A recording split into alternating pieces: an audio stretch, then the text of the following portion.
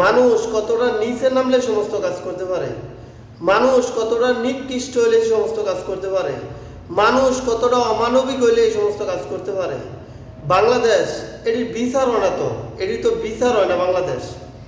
যার কারণে এই দর্শকের সংখ্যা, বলাৎকারের সংখ্যা দিন দিন বাড়তেই আছে, কমে না। কিছুদিন আগে একটা ধরা পড়ছে, আবার নতুন এটা ধরা পড়ছে।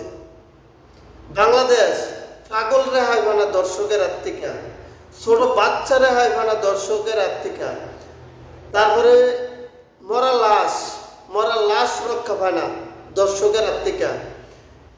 তারপরে বয়স্ক মহিলা, 80 বছরের বৃদ্ধ মহিলা যার 2 ঠ্যাং কবরে গেছে গায়ে, এই সমস্ত মহিলা পর্যন্ত রেহাই পায় না বাংলাদেশ থেকে, বাংলাদেশের দর্শকদের থেকে।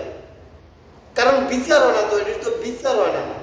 এটির জেল নিয়ে বয় বয়ে খানা খাওয়ায়, সরকারি খানা। এটির যদি সাথে সাথে বিচার দিত, বিচার করতো, তাইলে পাবলিক ডরাইতো। এখন তো ডরায় না। দিন দিন এই দর্শকের সংখ্যা বাড়তে আছে, বাংলাদেশ কমে না। এত পরিমাণে দর্শক হইছে বাংলাদেশ, অবশেষে ছাগল পর্যন্ত বলাৎকার করে, মরা লাশ পর্যন্ত রেহাই পায় না। আমরা কেমন বাংলাদেশ নিয়ে গর্ব করি, আমরা কেমন বাংলাদেশ নিয়ে গর্ব করি।